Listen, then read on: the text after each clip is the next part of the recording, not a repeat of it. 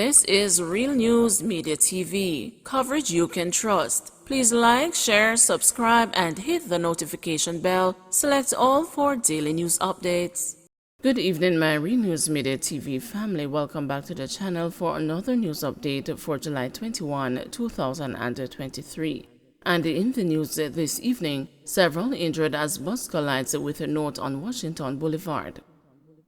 Multiple people were injured in a two-vehicle crash involving a public passenger bus at the intersection of Washington Boulevard and the Morrisons Road in St. Andrew on Friday morning.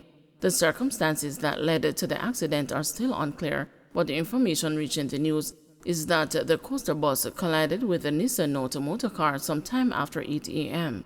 Several passengers of the bus were left injured, while the driver and the conductor were nowhere to be found after the accident. The driver of the Note appeared to be shaken up after the accident and had to be assisted out of the vehicle by passers-by before his son arrived to take him to seek medical treatment. Woman wanted for murder in U.S. arrested in Montego Bay raid. A woman wanted on a warrant of extradition to the U.S. for murder was held in a multi-agency raid at a home in Montego Bay, St. James on Friday morning. The suspect has been identified as the 39-year-old Ayanna Reynolds of a Tortuga Crescent address in Montego Bay. Reynolds is wanted in the U.S. for murder and other related matters. Information reaching the news is that between 4 a.m. and 5:30 a.m., a special operation targeting Reynolds was carried out at her home by members of the Jamaica Fugitive Apprehension Team, Lotto Scam Task Force, Area 1 OST, and the Jamaica Defense Force along with U.S. counterparts as observers. Reynolds, who was at home with her boyfriend at the time, was reportedly arrested incident-free and placed in custody pending an extradition hearing. A warrant for Ayanna Reynolds' arrest was issued in January 2022 after the death of her Jamaican-born boyfriend in Bridgeport, Connecticut.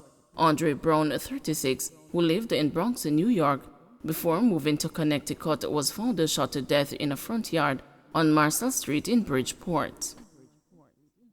Man charged over St. Andrew gun seizure. 28-year-old Denroy Scarlett of Refuge District in Trelawney was arrested and charged following a gun seizure during a police operation in St. Andrew on Thursday. Scarlett was charged with the possession of a prohibited weapon, unauthorized possession of ammunition, and alteration of ballistic signature of firearm. Reports from the Constance Police are that about 9:15 a.m., a team carried out a cordon and a search operation along Sunrise Drive, where a two-bedroom dwelling was searched. The room occupied by Scarlett was searched in his presence, the police say. According to the police, a black Taurus pistol with a magazine containing 11 9mm rounds was found in a knapsack bag. Scarlett was taken into custody. A question and answer interview was done in the presence of his attorney, and he was subsequently charged. His court date is being finalized. Gun seized in abandoned building in Augustown. A pistol and 9 rounds of ammunition were found in an abandoned building during an operation on Augustown Road in St. Andrew on Thursday. Reports from the Augustown police are that about 11:30 a.m., lawmen were in the area when the building was searched. During the search, one Smith & Wesson 9mm pistol with a magazine containing 9 9mm rounds of ammunition was seen inside. No one was arrested in relation to this seizure. Investigation continues. JCF gets computers worth US $700,000. The Jamaica Constabulary Force has received the computers valued at US $700,000 under the Security Strengthening Project. The project is managed by the Ministry of National Security with funding from the Inter-American Development Bank. According to the Jamaica Constabulary Force, the computers are earmarked for the National Police College and will support the training of new police recruits in the Station Records Management System. The system is being implemented at police stations across the island as part of the wider security strengthening project being undertaken by the Ministry of National Security across all its agencies and departments. Court throws out government's appeal against the SOE. The Court of Appeal today threw out the government's appeal against the Supreme Court ruling that the detention of 5 men under the state of emergency was unconstitutional. Justice Bertram Morrison had made the ruling and the government appealed. Today, the appellate court upheld the Morrisons' ruling, which was handed down in July 2020, and ordered the government to pay the men's legal costs. The detainees were Everton Douglas, Courtney Hall, Nicholas Heath, Courtney Thompson, and Gavin Noble. The men were held under SOE in Kingston Eastern, St. Andrews South, Westmoreland, and Clarendon respectively. Some of them were in custody for more than a year without being charged. A writ of habeas corpus challenging their detention was filed by attorneys at law John Clark, Isata Buchanan, and Sehika Luz, who argued their case. Morrison heard the matter and declared that the Emergency Powers Act, the regulations, and the detention orders were unconstitutional. The Court of Appeal has given written reasons for dismissing the government's appeal. Reacting to the decision, Buchanan described today's ruling as a vindication for Justice Morrison. The continued use of the state of emergency as a crime-fighting tool ought not to be an option, Buchanan said.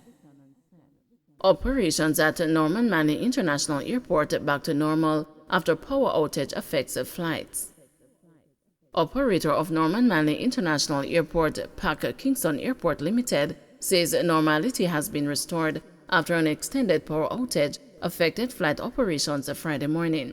The problem developed during a planned maintenance of one of the main switch gears central to the airport's power distribution system.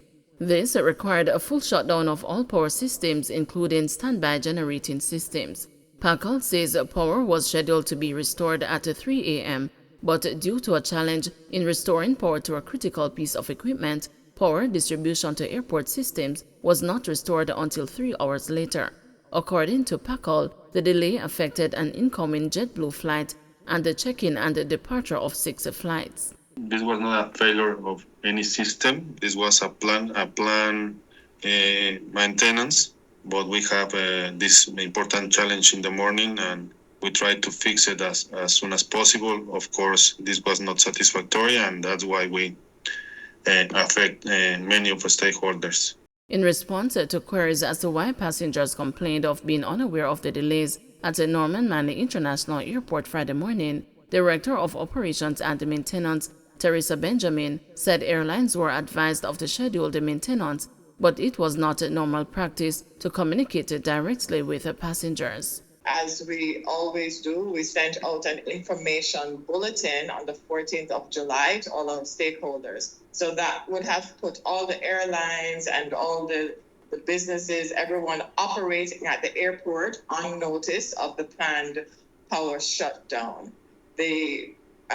So airlines, I think JetBlue would have rescheduled a flight that would have come in during the window. However, the passenger communications typically are handled by the airlines. We communicate with the airlines. Transport Minister Darrell Vaz has said he is to lead a tour at the Norman Manley International Airport next week, following numerous complaints about the state of the facility and its operations. The number of concerns in relation to the AC, the bathrooms, the whole state of the plant out there and the operations. So I'm going to go next week Wednesday and do a full tour and basically see for first time for myself and obviously get some commitments in terms of timelines and improvements.